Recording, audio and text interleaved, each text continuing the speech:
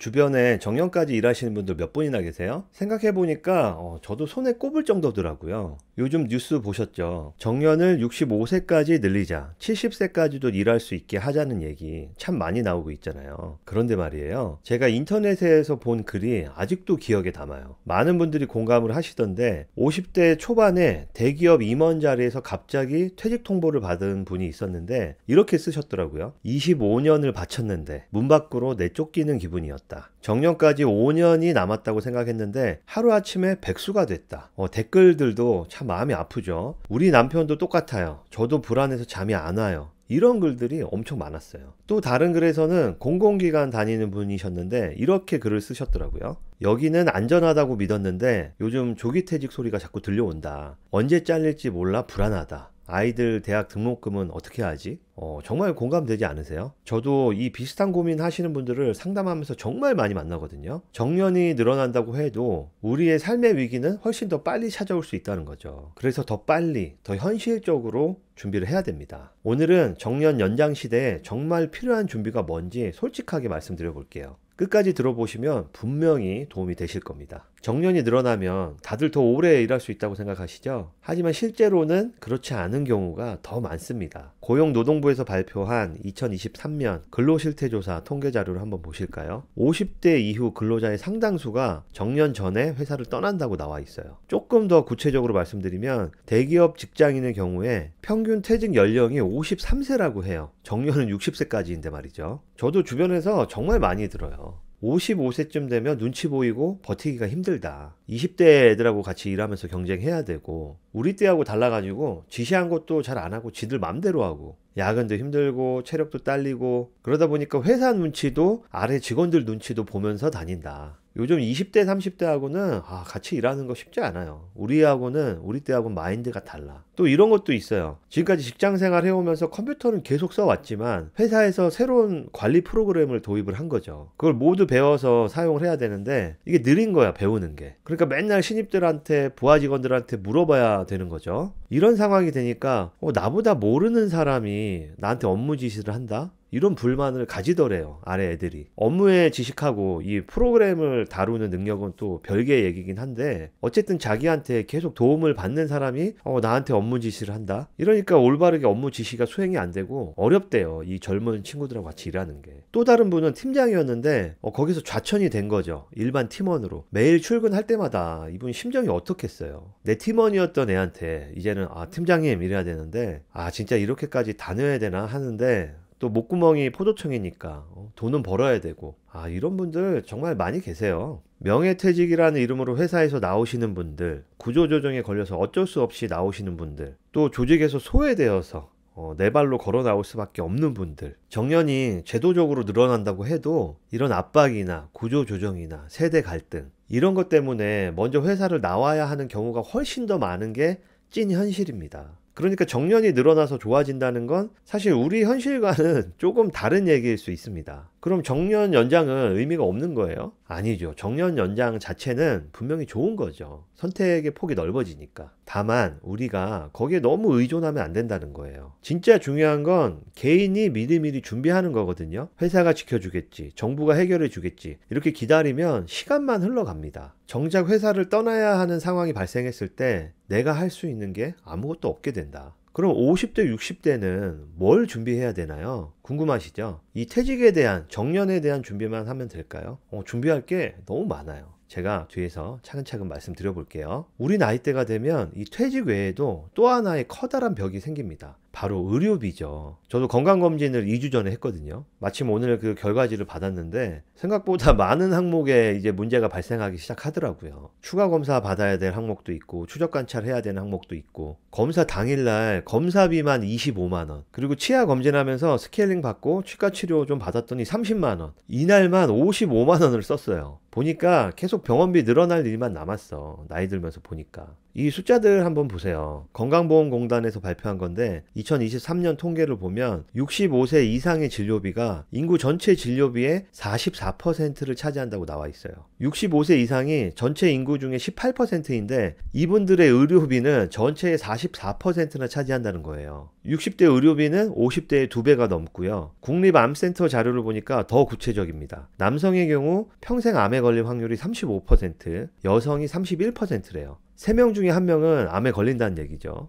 정말 무섭지 않아요? 저도 갑상선에 뭐 소석회와 그리고 간 수치도 안 좋다고 나왔는데 참 무서워요. 실제로 상담하다 보면 암 진단받고 수술하고 치료받고 계신 분들, 이런 분들 상당히 많이 만납니다. 지금까지 건강하셨는데 갑자기 위암 진단을 받으셨대요. 수술비하고 치료비만 3천만 원. 항암 치료비까지 하면 앞으로 얼마가 들지 모르겠다. 뭐 갑상선 결절, 뭐 갑상선 암 치료 받으신 분은 너무나 많으시고요. 또 당뇨 합병증 때문에 고생하신 분들도 정말 많으시고, 이런 분들 말씀을 들으면 정말 마음이 아파요. 본인이 아팠던 경험, 주변에 이런 아픈 분들이 없는 경우한테는 저한테 또 이렇게 말씀하신 분들도 있어요. 연금이나 저축해 놓은 걸로 버티면 되지 않아? 국민건강보험도 있잖아. 우리나라 의료 혜택이 얼마나 좋은데. 물론 국민건강보험이 있어서 정말 많은 도움이 되죠. 하지만 중증 질환에 걸리면 본인 부담금이 엄청납니다. 예를 들어서 뇌졸중, 뇌출혈이 왔다. 그래서 수술한다. 이러면 수술하면서 수혈도 해야 되죠. 또 중환자실 들어가야 되죠. 경과 봐야죠. 치료해야죠. 본인 부담금이 뭐 2천만 원, 3천만 원씩 발생한다고 해요. 국민건강보험이 모든 것을 다 해주는 건 아니잖아요. 뭐 간병비, 재활치료비까지 하면은 생활비는 어찌저찌 연금으로 뭐 버틸 수 있다고 쳐도 수천만 원이 들어가는 큰 병 치료비 앞에서는 그 한계가 너무나 명확합니다. 실제로 이런 분도 계세요. 평생 모은 돈이 아내 암 치료비로 5년 만에 다 쓰였다. 지금 옥탑방에서 진짜 어렵게 살고 계시거든요. 이러니까 그 자녀들이 학창시절 때 그 지원이 좀 어려웠던 거예요. 그래도 너무도 감사하게 이 자녀분이 올바르게 성장하셔가지고 지금은 노량진에 고시원에서 혼자 아르바이트 하면서 공무원 시험 준비하고 계시대요. 정말 잘 됐으면 좋겠어요. 이런 분들이 잘 돼야 돼. 이 아버님은 이제 울산에 혼자 거주하시거든요. 그러니까 저한테 간병인 보험을 가입을 하신 거예요. 아들은 이렇게 열심히 미래를 준비하고 있는데 혹시 지금 내가 아파가지고 아들한테 미안한 일이 생기면 안 되잖아요. 그래서 참 어려운 상황이지만 그래도 간병인 보험을 준비해야겠다. 본인을 위해서 또 아들을 위해서 이렇게 저한테 가입을 하셨습니다.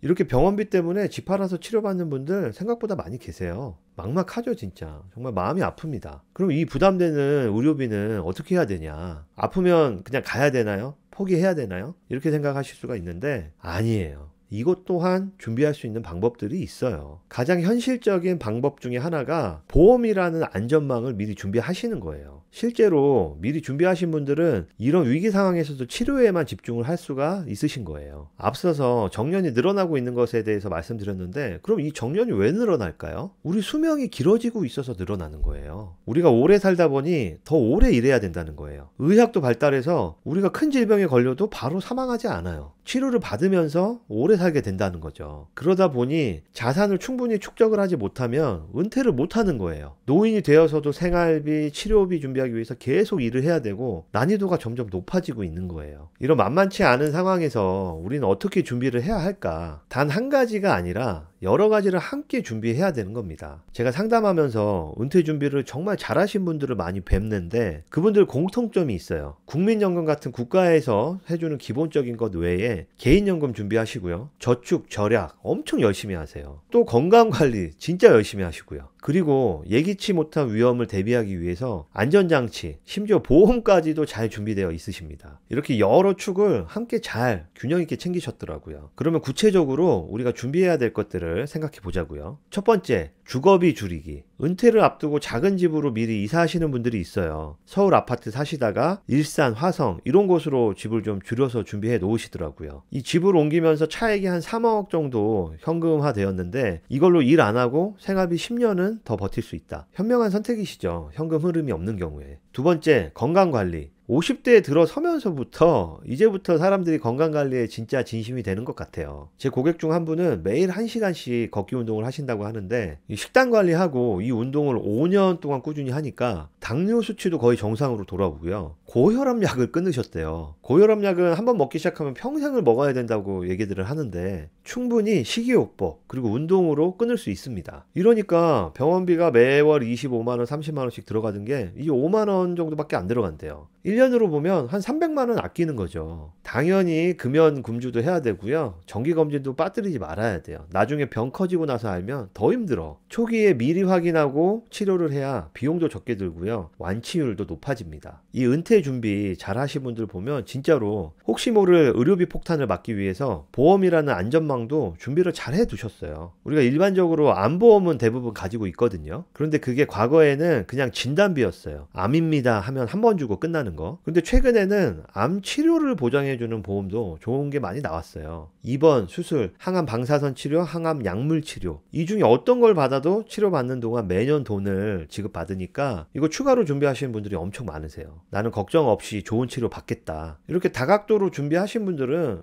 이제 정말 든든하죠. 야, 준비할 게 너무 많은데 뭐부터 시작을 해야 될지 난 모르겠다. 이런 분들이 분명히 계실 거예요. 그럴 땐 우선순위를 정하면 됩니다. 먼저 생활비, 그 다음에 건강, 마지막으로 위험에 대한 대비. 이 세 가지 순서만 체크하면 훨씬 수월해질 거예요. 먼저 생활비부터 계산해 보세요. 지금 한 달에 내가 얼마씩 쓰는지, 은퇴 후에는 얼마가 필요할지, 내가 국민연금으로 얼마 받지? 확인해 보시고 부족한 부분은 개인연금이나 저축으로 채워 나가셔야 돼요. 저축은 기본으로 열심히 해야 됩니다. 돈을 모으는데 금투자가 또 효과적일 수 있다는 거 제가 지난 영상에서 말씀드렸죠. 두 번째, 이 건강. 이거는 지금 바로 시작할 수 있어요. 금연, 금주, 꾸준한 운동, 정기검진, 이것만 잘해도 의료비를 크게 절약할 수 있어요. 세 번째, 위험 대비. 보험은 뒤로 미룰수록 선택지가 상당히 줄어듭니다. 나이가 들수록 보험 가입도 어려워지고 보험료도 비싸지거든요. 보험은 오늘이 가장 싸다. 예를 들어 암보험을 50세에 가입하면 월 보험료가 10만 원인데 이걸 60세에 똑같은 조건으로 가입을 하잖아요. 그럼 20만 원이 될 수도 있어요. 건강 상태에 따라서 아예 가입이 거절되는 경우도 있습니다. 이렇게 말씀드리면 야, 이거 너무 비싼데 늦은 건가? 하고 지레 포기하시는 분들이 있는데 전혀 늦지 않으셨어요. 중요한 건 지금부터 준비를 하는 것이 중요한 겁니다. 보험료가 부담스럽다 하시는 분들은 꼭 필요한 것부터 우선순위를 정하시면 되는 거예요. 실손 의료비 보험, 이거 병원비를 80%까지 다 주는 거거든요. 근데 이것조차 없으신 분들이 너무 많아요. 한 달에 보험료가 치킨 한 마리 값밖에 안 됩니다. 이건 꼭 준비하셔야 돼요. 무조건. 그 다음에 암, 뇌, 심장 이런 큰 질병 보장해 주는 거, 이 정도만 가지고 계셔도 큰 위기는 대처할 수가 있어요. 자, 그럼 정리를 해보자면 첫 번째, 정년은 늘어나지만 우리의 현실은 오히려 불안해질 수 있다. 구조조정, 성과 압박, 세대 갈등, 여러 장애물들 때문에 정년까지 버티기가 쉽지가 않고 수명이 늘어난 만큼 더 오래 일해야 된다. 의학이 발전한 만큼 아픈 상태에서 치료하면서 더 오래 살게 된다. 두 번째, 그래서 의료비 부담은 점점 커질 수밖에 없다. 60대 들어서면 의료비가 급격히 늘어나고 암 같은 큰 병에 걸리면 수천만 원이 들어간다. 그렇지만 미리 준비하면 충분히 대비할 수 있습니다. 생활비 줄이기, 건강관리, 그리고 안전망, 보험 준비, 이 세 가지만 잘해도 든든한 노후를 준비할 수 있습니다. 특히 보험은 가장 가성비 있게 준비하실 수가 있는 거거든요. 정말 중요해요. 이게 없으면 본인뿐만 아니라 가족까지 힘들어집니다. 저는 지금까지 수많은 분들 만나면서 미리 준비하신 분들과 그렇지 않은 분들의 차이를 정말 많이 봐왔거든요. 그 차이는 엄청나게 큽니다. 미리 준비하신 분들은 위기가 찾아와도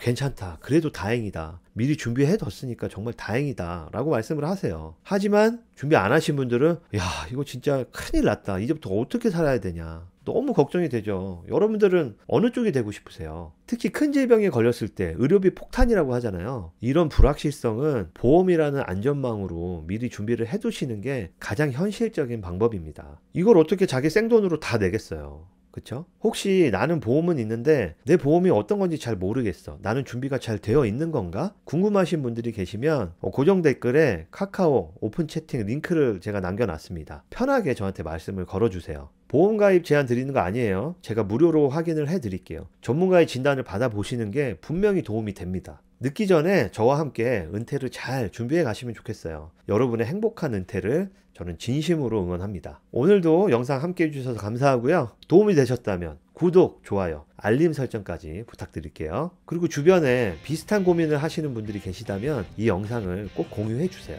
저는 다음 영상으로 또 인사드리겠습니다. 행복한 하루 보내세요. 감사합니다.